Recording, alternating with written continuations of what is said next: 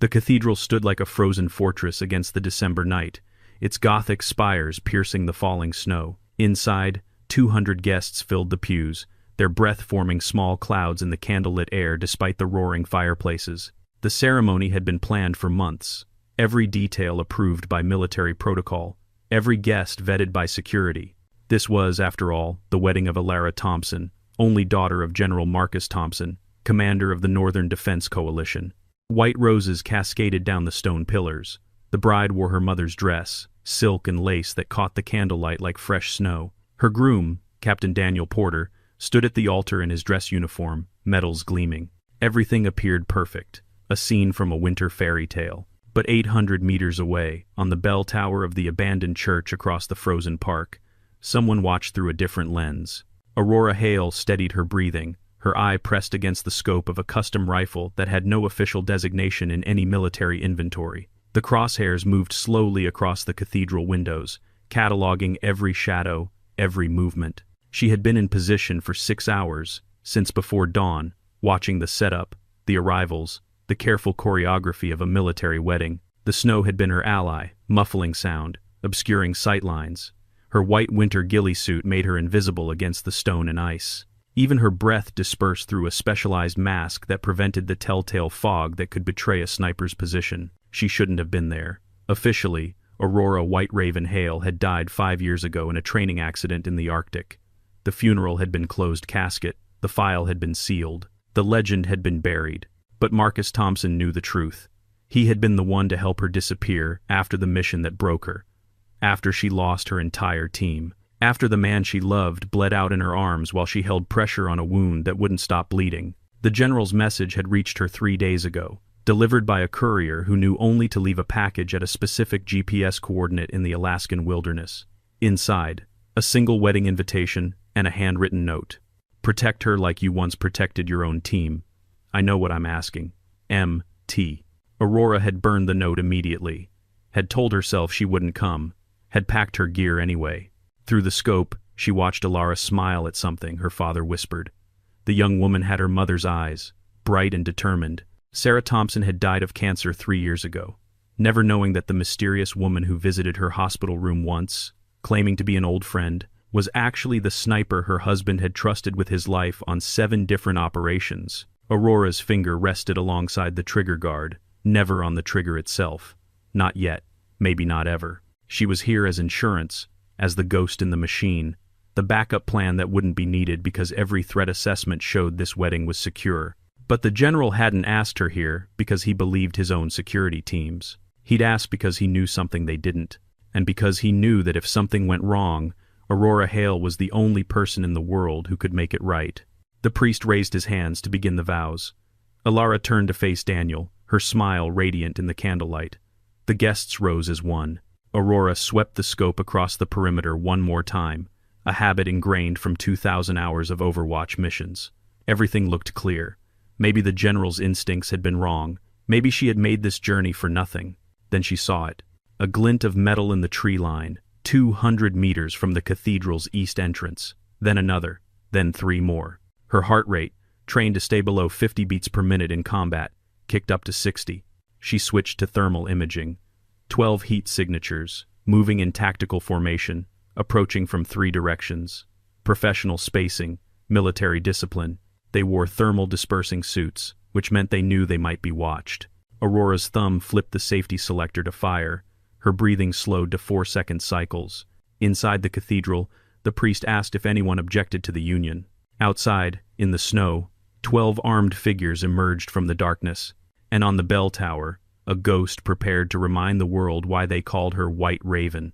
The east doors exploded inward at exactly 8:47 p.m., not with explosives, too crude, too loud, too much risk of casualties that might include the primary target. Instead, the assault team used a hydraulic ram followed by a flash crash device that filled the cathedral with blinding light and disorienting sound. The guests screamed, dropped to the floor, covered their heads. Years of active shooter drills kicked in, but nothing could prepare civilians for a military-grade tactical assault. Aurora tracked the first shooter through her scope. Male, 6'2", moving with the fluid efficiency of special operations training. His weapon was a customized rifle with a suppressor, carried at low ready. Behind him, 2 more operators swept the room with synchronized precision. She counted the team members as they entered, 12 total, just as her thermal scan had shown. 4 through the east entrance, 4 through the west, 4 held the north exit. They wore black tactical gear with no insignia, no identifying markers. Their faces were covered with balaclavas and night vision goggles pushed up on their heads. They wanted the congregation to see them, to fear them. The cathedral's security team reacted within 3 seconds. 6 military police officers, all armed, all trained. One managed to draw his sidearm before a suppressed 3-round burst dropped him. Not killed, Aurora could see him writhing on the floor, shot in the leg and shoulder. Professional work. They wanted hostages alive, guards disabled.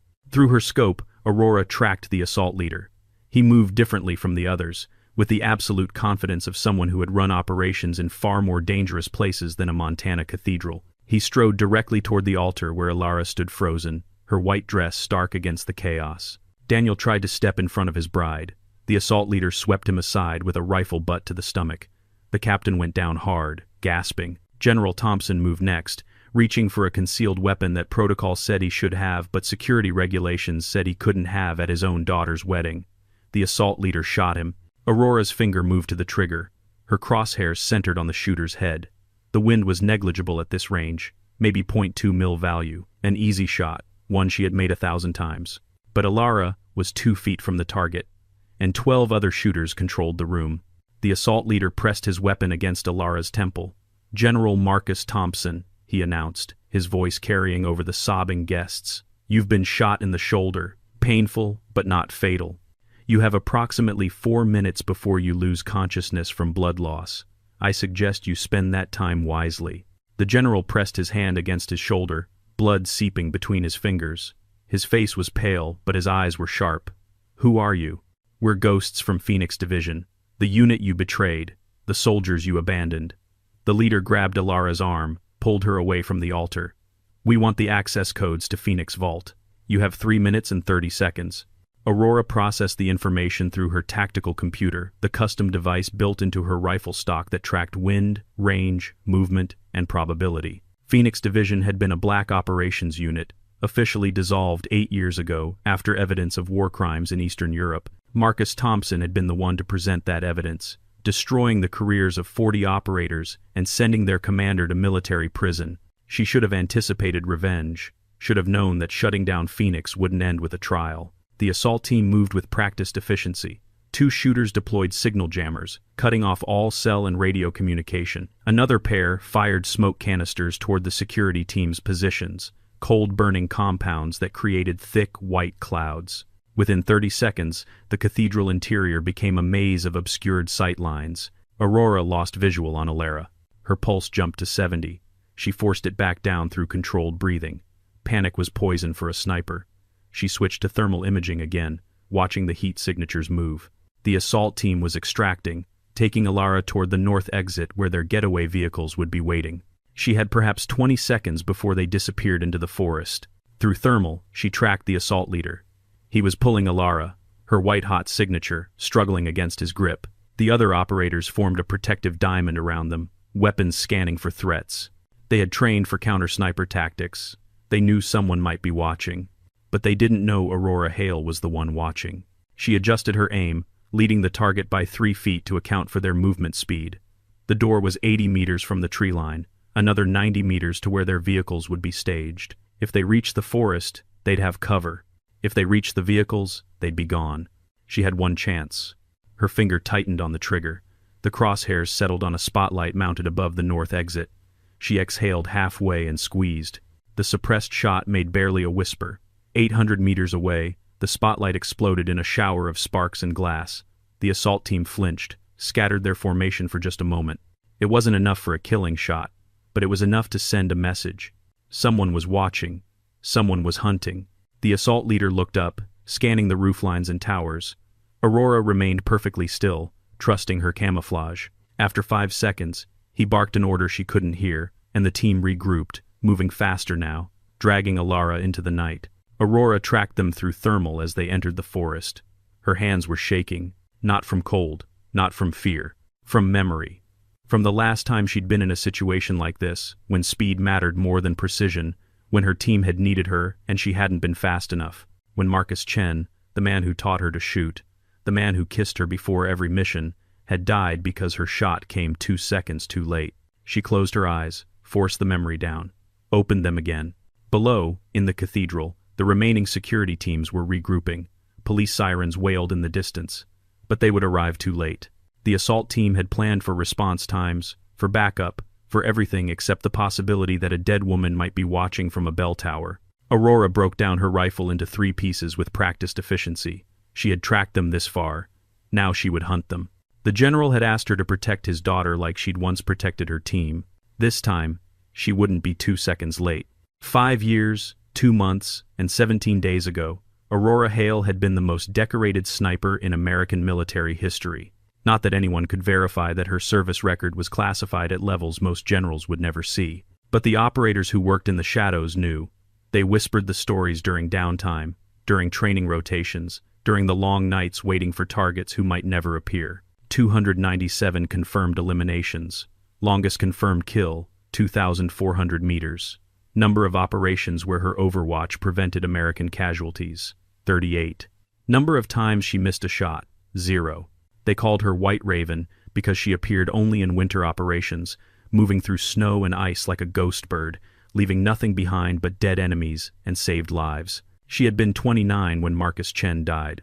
The mission had been classified beyond the usual black operations category.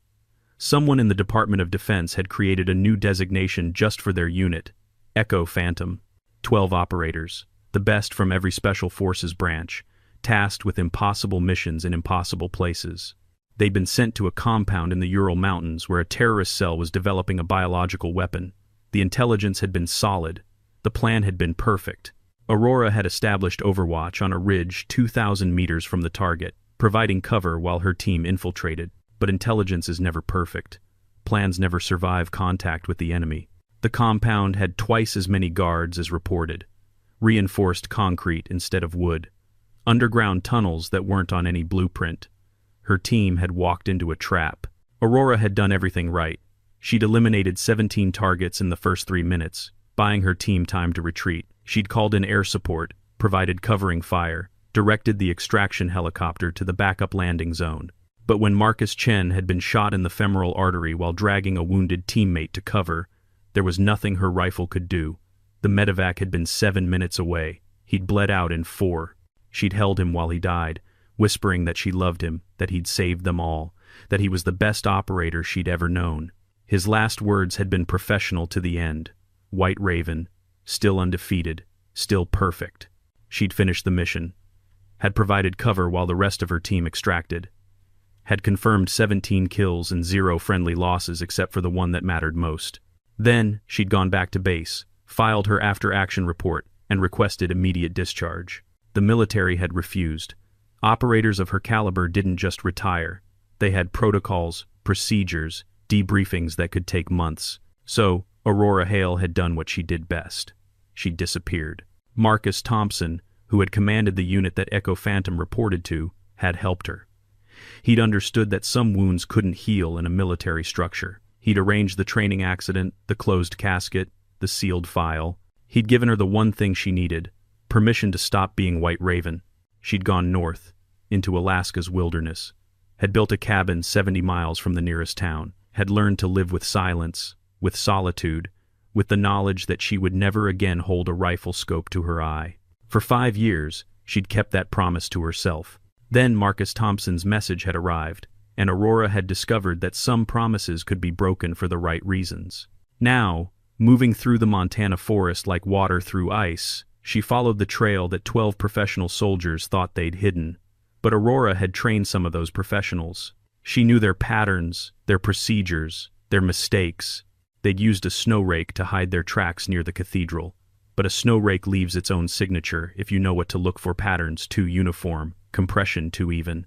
She followed the disturbances, reading the forest like a language she'd learned before she could speak. 2 kilometers from the cathedral, she found their staging area. Tire tracks in the snow, still fresh. 3 vehicles, heavy, probably armored SUVs. They'd headed west, toward the mountain pass. Aurora knelt beside the tracks, studying the tread patterns. Military grade, but worn. These were veterans who'd been operating for months, maybe years after Phoenix Division's dissolution. They'd become mercenaries, using their training for whoever paid enough. She pulled out her tactical computer, a device she'd built herself from military surplus and civilian components. No GPS that could be tracked, no satellite uplink that could be intercepted. Just a processing unit, a terrain database, and her own calculations. If they were heading west through the pass, they'd need a secure location to hold Alara while they negotiated with the general. Somewhere remote but accessible, somewhere with power and communications. She pulled up the satellite imagery she'd downloaded before leaving Alaska. There, 14 kilometers west, an old lumber facility. It had been abandoned for a decade, but the buildings would be intact, perfect for a temporary base. Aurora checked her gear.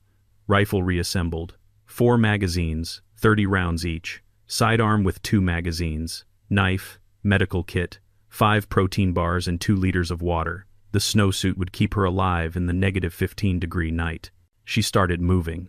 The thing they never told you about revenge operations, about rescue missions, about any tactical situation where emotions got involved. They never told you how much harder it was when you cared about the outcome. During her active service, Aurora had protected hundreds of people she'd never met. It had been pure geometry, angles, distances, wind speeds, probability calculations. No different from a math problem. But Alara Thompson wasn't a math problem. She was the daughter of a man who'd saved Aurora's life in the only way that mattered, by letting her walk away. She was a young woman who should be celebrating the happiest day of her life, not being held hostage by men who wanted revenge. And Aurora had made a promise, not just to Marcus Thompson, but to herself. She'd promised that the next time someone needed her, she wouldn't be 2 seconds too late. The forest was silent except for her breathing and the soft whisper of snow falling from pine branches.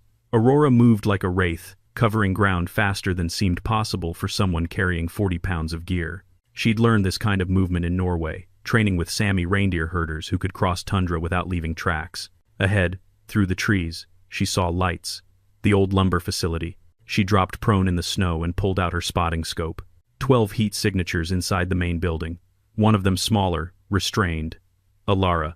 Aurora allowed herself one moment of emotion, pure, cold rage at the men who had turned a wedding into a battlefield. Then she pushed it down, locked it away, and became White Raven again. The lumber facility sprawled across 3 acres of frozen ground. The main building, a 2-story structure that had once housed offices and equipment, stood at the center. Flanking it were 3 warehouse buildings with collapsed roofs and 2 smaller structures that might have been storage sheds. The whole complex was surrounded by a chain-link fence that had rusted into irrelevance. Aurora established a position on a ridge 300 meters north of the facility. From here, she had line of sight on most of the complex. The mercenaries had chosen good sight lines, multiple exit routes, difficult to approach without being seen. Through her scope, she cataloged every detail. 2 sentries outside, rotating positions every 15 minutes. Disciplined, the others remained inside, where heat signatures showed them clustered on the 2nd floor of the main building. They'd set up a command center. She'd seen this pattern before, during joint operations with task forces from other nations. The Phoenix Division had been trained by the same instructors she'd worked with. They thought alike, moved alike, made the same tactical decisions, which meant she knew exactly how to beat them. Aurora opened her tactical computer and began mapping. Every window, every door, every potential firing position. She noted the power lines still connected, which meant they had electricity. The phone lines had been cut years ago, but they'd have satellite communications. Her thermal scope picked up something interesting. Inside the main building, a heat signature much hotter than human body temperature. Generator. They'd brought their own power supply, professional grade. That meant high-bandwidth communications equipment, possibly video feeds. They weren't just holding Alara for ransom. They were staging a performance. Aurora switched to her directional microphone, a parabolic dish barely larger than her palm. She aimed it at the 2nd floor windows, filtering through the ambient noise until voices emerged.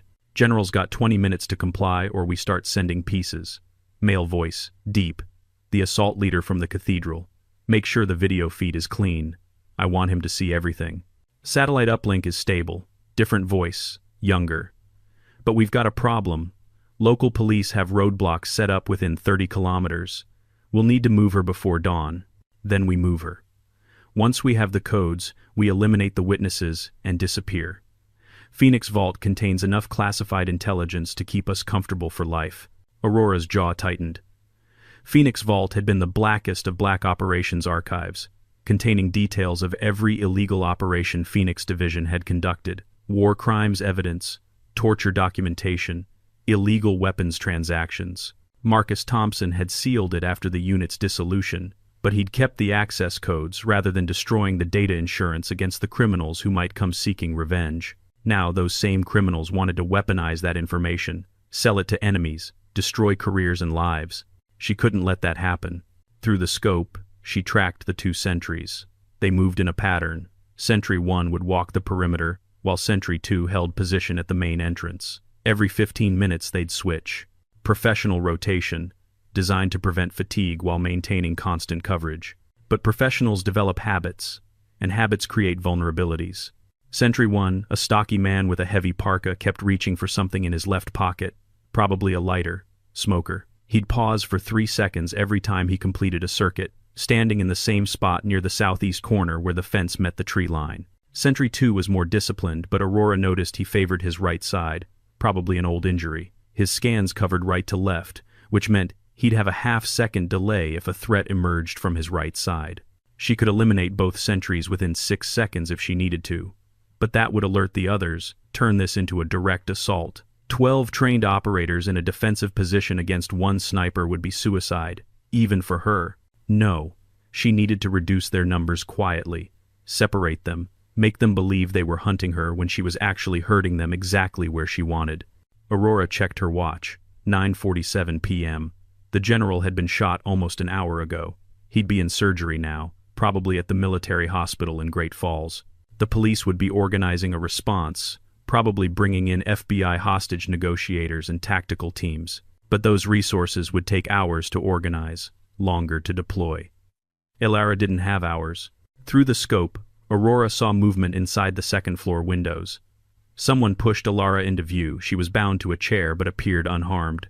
They positioned a camera, adjusting the angle, preparing to send another message to her father. The assault leader stepped into frame, pulled off his balaclava.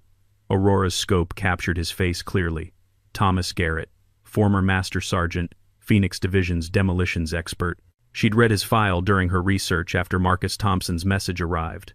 38 years old, 2 combat tours, dishonorably discharged after Phoenix's dissolution. He'd been good once. A soldier who believed in the mission, who protected his teammates. The military had broken him by association, punished him for crimes his commanders had ordered him to commit. Aurora understood that kind of betrayal, understood how it could turn a protector into a predator. But understanding didn't mean mercy. Garrett leaned close to Elara, said something Aurora's microphone couldn't capture. The young woman turned her head away, defiant even in captivity. Marcus Thompson's daughter through and through. Aurora allowed herself a thin smile. Elara wouldn't break easily. That bought time. She needed to move before they did. The mercenaries would relocate before dawn, which gave her maybe 6 hours. 6 hours to reduce 12 operators to a manageable number. 6 hours to plan the impossible rescue. Aurora broke down her observation position, carefully erasing any sign she'd been there. The snow was her ally. It covered tracks, muffled sound, turned the night into a blank canvas where she could paint exactly the chaos she needed. She moved like smoke through the forest, circling the facility. Time to remind Thomas Garrett why they'd called her White Raven. Time to remind him that ghosts were real. And that some hunts only ended one way. At 10:23 p.m., Sentry 1, the smoker, completed his circuit and paused in his habitual spot near the southeast corner. He pulled out his lighter, cupped his hands against the wind, and bent his head to light a cigarette. From 240 meters away, Aurora squeezed the trigger. The suppressed shot whispered through the night. The bullet struck the lighter in the man's hand, exploding it in a shower of sparks and fluid. He yelped, dropped the destroyed lighter, and stumbled backward. Not shot, not injured, just terrified. Aurora was already moving, relocating before the sound could give away her position. Through her scope, she watched the sentry frantically radio his team, checking himself for wounds, unable to believe what had just happened. Inside the facility, lights blazed as the Phoenix team mobilized. Sentry 2 sprinted to his partner's position. Within 90 seconds, 4 more operators poured out of the building, weapons ready, night vision goggles in place. Aurora counted them from her new position. 6 now committed outside, scanning the tree line with thermal optics, looking for her heat signature. But she'd wrapped herself in a thermal blanket, becoming invisible to their sensors, and she'd positioned herself behind a boulder that blocked her body heat from their scanning angle. She waited. Patience was a sniper's greatest weapon. After 5 minutes of scanning, Thomas Garrett's voice crackled over their radios. Aurora's directional microphone picked it up clearly. "Report. Did anyone see the shooter?" "Negative. No muzzle flash, no heat signature. But someone just shot Peterson's lighter out of his hand from at least 200 meters." Silence on the radio. Then, White Raven. More silence. Aurora could imagine their faces, men who'd heard the legends, who'd been warned never to face her in combat. Men who thought she was dead. "Impossible," another voice said. "She died 5 years ago." "Then we're being haunted," Garrett replied. "Tactical procedure, phantom protocol. 3-person teams, overlapping fields of fire, thermal and night vision. If she's out there, we find her and we end this." The operators split into 4 3-person teams. 2 teams moved into the forest while 2 remained to guard the facility. Professional tactics. They knew a single sniper, no matter how skilled, couldn't engage multiple targets simultaneously without giving away her position. But they didn't know Aurora had spent 5 years preparing for exactly this scenario. Every night in her Alaska cabin, she'd run simulations. What would she do if she had to operate alone against multiple trained opponents? How would White Raven hunt? The answer: she wouldn't fight like a sniper. She'd fight like a ghost. Aurora moved through the forest with supernatural silence. She'd cached supplies earlier during her approach: climbing gear, spare ammunition, medical equipment. Now she added a new element to the equation. From her pack, she pulled out a small speaker, no larger than her palm, military-grade directional audio device, capable of projecting sound from false positions. She programmed it with a simple audio file, the distinct crack of her rifle shot. She placed the speaker 30 meters south of her actual position, attached to a tree at head height, programmed it to activate in 10 minutes. Then she moved west, placing 2 more speakers in a triangular pattern, each one programmed to fire in sequence, creating the illusion of her moving through specific coordinates. While the Phoenix teams moved cautiously through the forest, Aurora circled back toward the facility. The remaining 6 operators would be inside with Alara, maintaining defensive positions. They expected the fight to come from the forest. They didn't expect her to move toward them. At 10:41 p.m., the first speaker activated. The recorded gunshot echoed through the trees, perfectly mimicking her rifle's suppressed report. The 2 forest teams immediately converged on the location. They found nothing but a speaker mounted to a tree. "It's a diversion," Garrett's voice came over the radio. "All teams, return to." The second speaker fired. Then the third. Aurora's recorded voice, synthesized from audio samples, whispered through the speakers. 12 targets, 11 remaining. It was psychological warfare, making them question everything, making them see ghosts. But while they were focused on the forest, Aurora was scaling the east side of the main building. She'd spotted a maintenance ladder during her initial reconnaissance, rusted but functional. She climbed in complete silence, her movements fluid and controlled. The second-floor window was locked but not reinforced. She used a glass-cutter circular blade that made no sound to remove a section large enough to reach the latch. 15 seconds later, she was inside. The room was dark, empty. Storage space, filled with old filing cabinets and forgotten equipment. Aurora moved like liquid shadow, checking corners, listening. Through the wall, she heard voices. Garrett's team, arguing about how to respond to her psychological assault. Good. Let them argue. Confusion was the enemy of coordination. She crept to the door, pressed her ear against it. 2 voices in the hallway outside, guards stationed to prevent exactly what she was attempting. Aurora pulled her knife 8 inches of carbon steel, serrated on one edge. She preferred the rifle, the clean distance of long-range elimination, but tonight required a different kind of precision. She slowly turned the door handle, 1/4 inch at a time. The mechanism was old, probably creaky, but she moved with such control that no sound emerged. The door opened 2 inches. Through the gap, she could see one guard, his back to her. The second was visible in reflection on a window 4 meters down the hall, facing her direction but looking at his phone. Amateur mistake. Never split your attention during security duty. Aurora slipped through the door like smoke. 3 steps, perfectly silent. Her left hand covered the first guard's mouth as her right hand struck the knife pommel, not the blade, hitting the nerve cluster behind his ear. He dropped unconscious, no sound except the whisper of his equipment settling. The second guard looked up from his phone. His eyes went wide, his hand reached for his weapon. Aurora threw the knife. It wasn't a throwing knife, it wasn't balanced for it. But at 4 meters, with her training, it didn't matter. The blade buried itself in his forearm, forcing him to drop his weapon. She closed the distance before he could scream, delivered the same pommel strike. 2 down, 10 remaining. She dragged both bodies into the storage room, zip-tied their hands and feet, gagged them with strips of their own clothing. They'd wake up in an hour with headaches but no permanent damage. Aurora reclaimed her knife, wiped it clean, checked her position. She was now inside their perimeter, behind their defenses. The rescue was no longer impossible, just extremely unlikely. Through the wall, she heard Alara's voice. "You're cowards, all of you. My father will never give you those codes." Thomas Garrett's laugh was bitter. "Your father already gave us the codes. He sent them 5 minutes ago. Now we're just deciding what to do with you."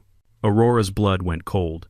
If they had the codes, they had no reason to keep Alara alive, no reason to stay. She had minutes, maybe seconds. Time to stop hunting like a ghost.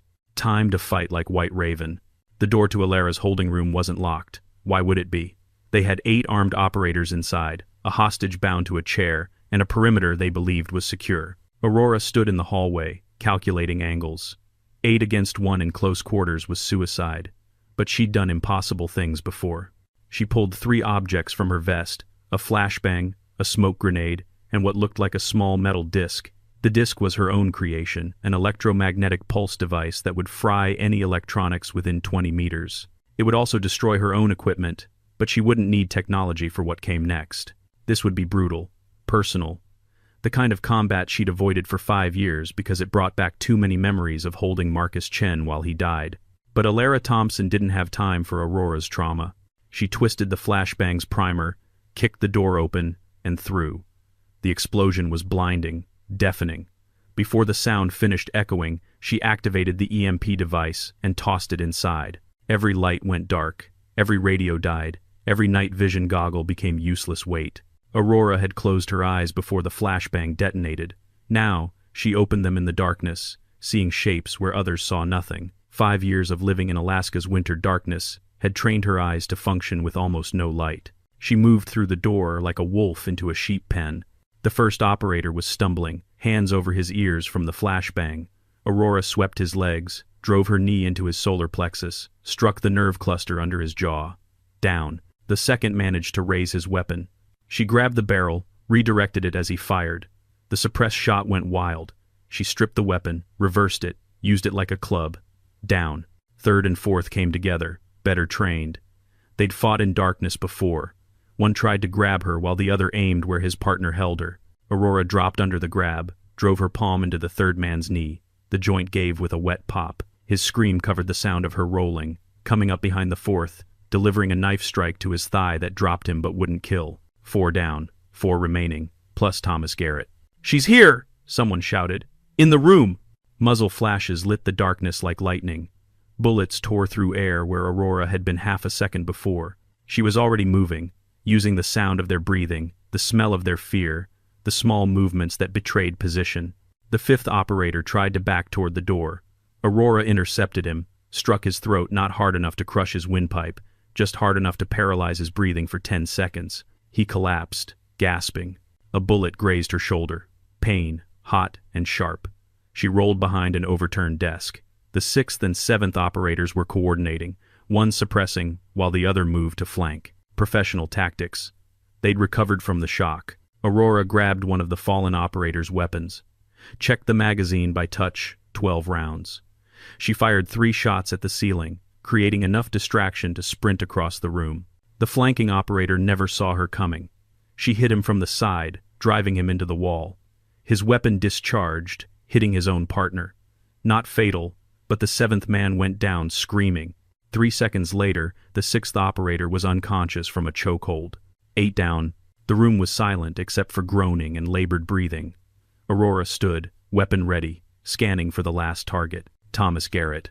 "Impressive," his voice came from the shadows. "They said you were the best. Guess the rumors were true." Aurora said nothing, conserving breath, listening, trying to pinpoint his position. You know I was there, Garrett continued. Operation Arctic Storm. I was part of the extraction team that pulled your unit out after Marcus Chen died. I saw what it did to you. Saw you break. He was moving while he talked, trying to flank her. Aurora tracked him by sound, by the way air moved in the room. We weren't bad people, Garrett said. Phoenix Division. We did what we were ordered. We bled for this country. And Thompson destroyed us for following commands. You tortured civilians, Aurora replied, giving away her position but also confirming his. You murdered prisoners. You sold intelligence to enemy states. That wasn't orders. That was choice. Garrett laughed. We made hard choices. Just like you're making now. You could have walked away, could have stayed dead, but you came back. That makes you like us. No, Aurora said quietly. I came back to save someone. You came back for revenge.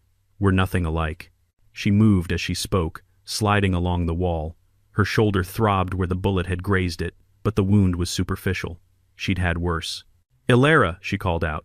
I'm going to cut your restraints. Stay low. She found the chair by touch, felt Ilara's rapid breathing. The young woman was terrified but alive. Aurora sliced through the zip ties with her knife. When I say run, Aurora whispered, you go through that door and you don't stop. But, go. A gunshot. Wood splinters exploded from the chair where Ilara had been sitting half a second before. Aurora had already pushed her toward the door. Run. Ilara ran. Aurora turned toward Garrett's muzzle flash, fired 3 rounds from her captured weapon. Heard him grunt, stumble. She'd hit him, but not fatally. More running steps. Garrett was escaping through a back entrance Aurora hadn't known existed. She sprinted after him, bursting into a stairwell. Below, she heard the door slam. Saw emergency lights flickering, battery-powered, not affected by her EMP. Aurora took the stairs 3 at a time, her wounded shoulder screaming. She hit the ground floor, weapon up, scanning. Empty. Outside, an engine roared to life. Through the window, she saw an SUV accelerating away from the facility. Thomas Garrett was escaping, and he had the Phoenix Vault codes. Aurora ran for the exit, but she knew she was too late. By the time she reached the door, the SUV was already 500 meters down the access road, throwing up a rooster tail of snow. She raised her weapon, knowing the shot was impossible. An SUV at 500 meters, moving at speed. In darkness with a handgun, she might as well try to shoot the moon. But then she saw Ilara stumbling through the snow toward the fence line, and made a choice. The young woman was safe.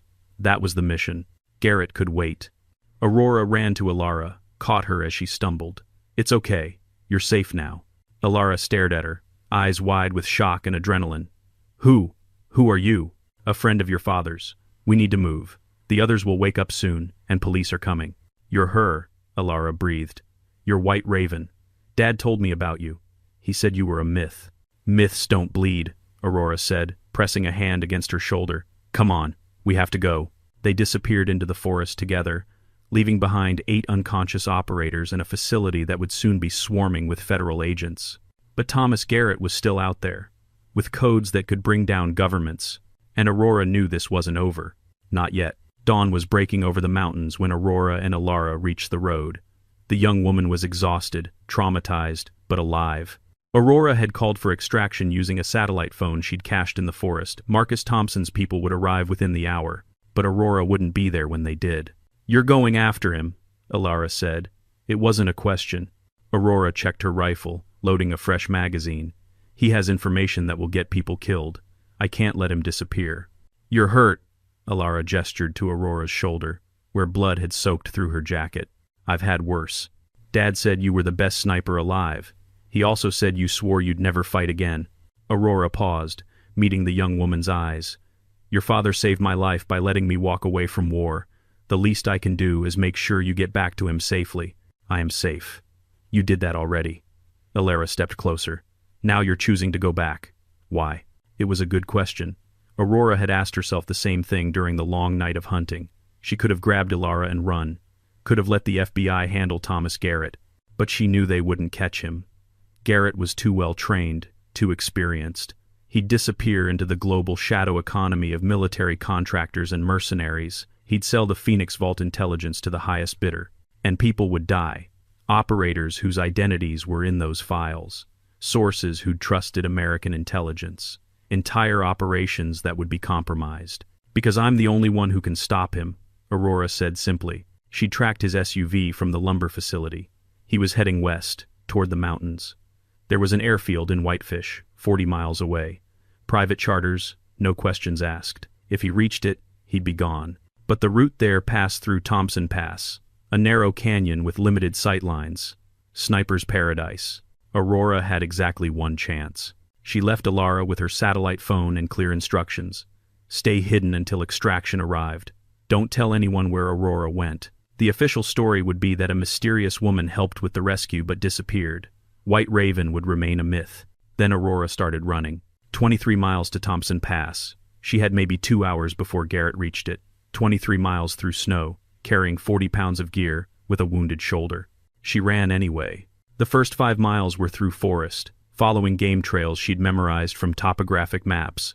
Her breathing found a rhythm, 4 steps in, 4 steps out, meditation through motion. The pain in her shoulder became distant, irrelevant. At mile 7, she crossed a frozen stream, the ice groaning under her weight. At mile 12, she climbed a ridge that left her gasping, legs burning. At mile 18, she stumbled, fell, forced herself up. Keep moving. No time. At mile 20, she could see Thompson Pass ahead, a slash through the mountains, where the road wound between 2 peaks. Perfect ambush position. She had 3 miles to reach the overlook where she'd planned her shot. 3 miles. 30 minutes if she maintained pace. Her legs felt like concrete.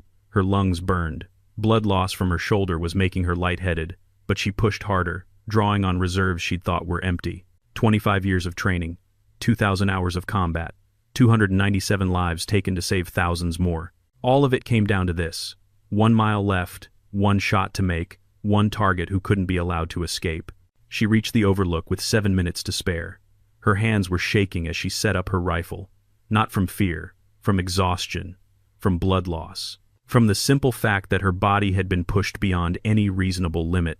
Aurora steadied herself against a boulder, forced her breathing to slow, pulled out her scope and scanned the road below. Empty. Still had time. She did the calculations. Distance to the road, 1,100 meters. Elevation difference, 240 meters. Wind, variable, gusting from the northwest at 12 to 15 miles per hour. Temperature, -8 degrees Celsius. The shot was beyond extreme. At this range, she'd need to account for the Coriolis effect, the rotation of the Earth itself affecting the bullet's path. She'd need to predict not just where Garrett's vehicle would be, but where it would be 3 seconds after she fired. Her computer was dead, fried by her own EMP device.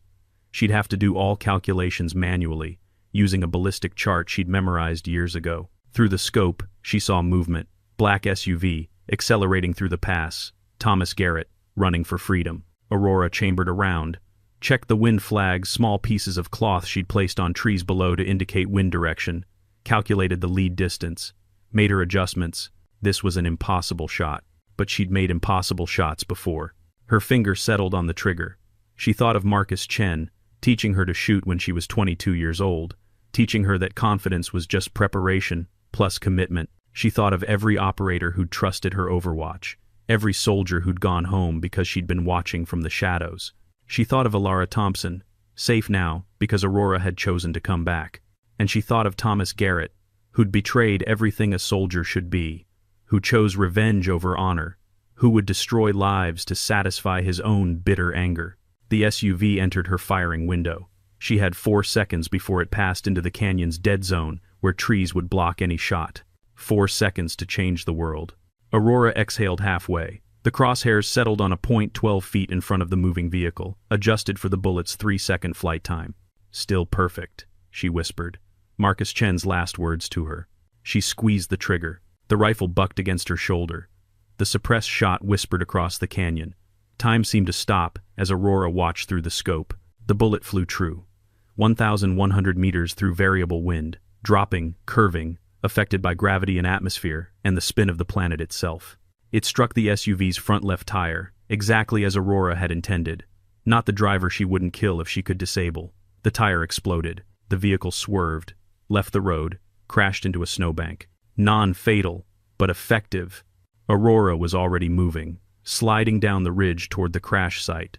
Her radio, a backup unit she'd cached, crackled to life as she ran. White Raven, this is Thompson Actual. Come in. Marcus Thompson's voice, weak but alive. Thompson Actual. This is White Raven. Package is secure. Target is contained. Sending coordinates for extraction. A pause. Then, you came back. Yes, sir. Just this once. Thank you for everything. Aurora reached the crashed SUV. Thomas Garrett was climbing out, dazed but uninjured. He looked up at her, at the rifle in her hands. How? He breathed. That shot. Was impossible, Aurora agreed. She pulled zip ties from her pack. But I stopped believing in impossible about 23 miles ago. She secured him, called in his position to FBI channels. By the time federal agents arrived 15 minutes later, Aurora had vanished into the forest. White Raven had returned to the shadows where she belonged. The military hospital in Great Falls was quiet on Christmas morning. Marcus Thompson sat in his bed, left arm in a sling, watching snow fall outside his window. His daughter sat beside him, holding his good hand. She saved my life, Illyra said quietly. She took on 12 armed men by herself. That's what White Raven does, Marcus replied. That's who she is. Dad, she's gone. The FBI found 8 unconscious men and 1 under arrest, but no sign of the woman who stopped them. She just disappeared. Marcus smiled. That's also what White Raven does. A nurse entered with his breakfast tray. Underneath the food, barely visible, was a small envelope. After the nurse left, Marcus opened it. Inside was a single sentence, handwritten, "Debt repaid. Stay safe, General. A.H." He burned the note in the bedside candle, watching the paper turn to ash. Some things remained classified, even from family. Outside, in the parking lot, Aurora Hale packed her gear into a truck she'd borrowed. The bullet wound on her shoulder had been treated at a veterinary clinic. The vet hadn't asked questions about the woman who paid in cash for animal bite care. She climbed into the driver's seat, started the engine. Alaska was calling her home, back to silence, back to solitude, back to the promise she'd made to herself 5 years ago. But this time, she didn't feel broken. This time, she felt something she hadn't experienced since Marcus Chen died. She felt whole. Before pulling away, she glanced at the hospital window. Couldn't see into the room, but she imagined Marcus Thompson looking out, knowing she was there. One last tribute to the man who'd given her freedom. Then she drove away, disappearing into the falling snow like a ghost, like a myth, like a white raven returning to winter. The file would remain sealed. The legend would stay buried. The official report would credit a mysterious woman who helped rescue Illyra Thompson but couldn't be identified. And somewhere in the Pentagon, in an office that officially didn't exist, someone would add a single line to a classified database. Operation status, White Raven, active when needed. Because some legends never die. They just wait in the snow.